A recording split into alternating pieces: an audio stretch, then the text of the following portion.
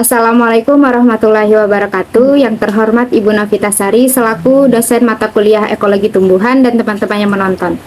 Di sini saya akan melakukan presentasi dengan materi siklus unsur sulfur. Sebelumnya perkenalkan, nama saya Sapitri Handayani dengan NIM 2130801062. Jadi yang pertama ada pengertian siklus sulfur.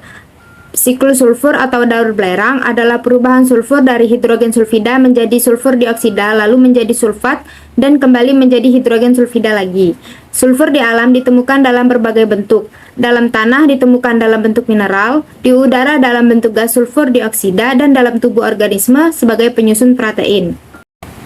Selanjutnya yaitu tahapan proses daur sulfur. Yang pertama yaitu pelapukan batuan melepaskan belerang yang terjadi dalam proses degradasi protein melepaskan asam amino yang mengandung belerang. Yang kedua yaitu sulfur bersentuhan dengan udara dan diubah menjadi sulfat. Yang ketiga yaitu sulfat diambil oleh tanaman dan mikroba dan diubah menjadi bentuk organik.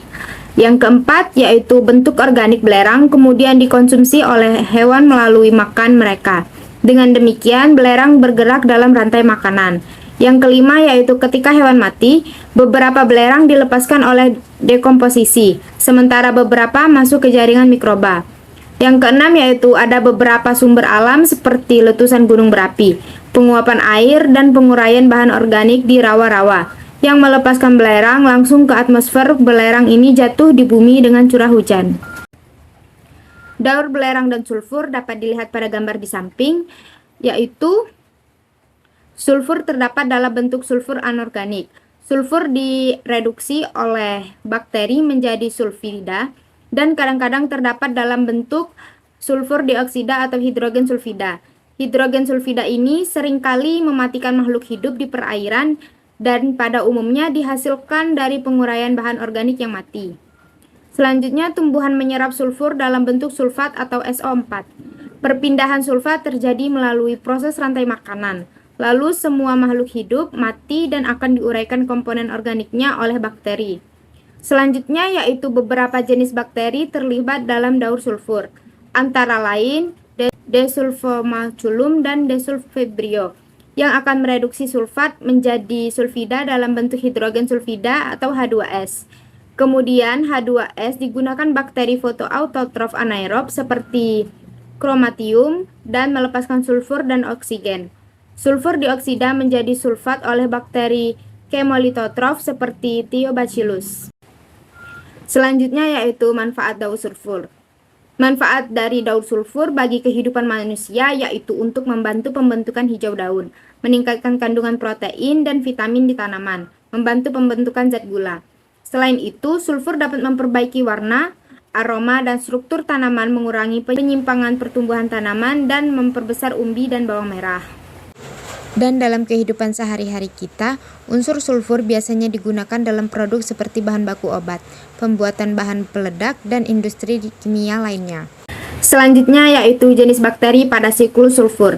Dalam pembentukan sulfat, terdapat beberapa bakteri yang berperan antara lain yaitu yang pertama proses H2S menjadi SO42, yaitu bakteri fotoautotrof tak berwarna, hijau dan ungu. Proses SO4 H2S reduksi sulfat anaerobik yaitu bakteri Desulfovibrio dan Desulformaculum. Yang ketiga yaitu H2S SO42, pengoksidasi sulfit anaerobik yaitu bakteri chemolitotrof, bakteri Thiobacilli. Baiklah, selanjutnya dampak sulfur bagi lingkungan. Adanya kandungan sulfur pada lingkungan memberi dampak positif maupun dampak negatif, antara lain yaitu yang pertama dampak positif. Sulfur atau belerang dapat dimanfaatkan dalam skala industri untuk membuat kertas sulfit, pupuk, fungisida, sterilisasi alat pengasap, serta memutihkan buah kering dan menjadi insulator yang baik. Selanjutnya yaitu dampak negatif, yaitu meski bermanfaat, sulfur bisa menimbulkan dampak buruk bagi lingkungan terutama dalam hal pencemaran udara yang akan merusak atmosfer bumi.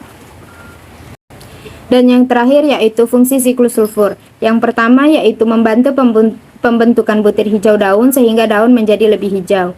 Yang kedua yaitu meningkatkan kandungan protein dan vitamin tanaman.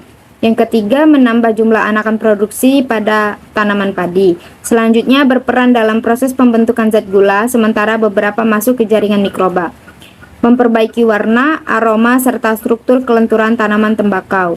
Dan yang terakhir, memperbaiki aroma, mengurangi penyusutan dan pertumbuhan menyimpang, serta memperbesar umbi dan bawang merah. Sekian presentasi dari saya akhiri. Wassalamualaikum warahmatullahi wabarakatuh.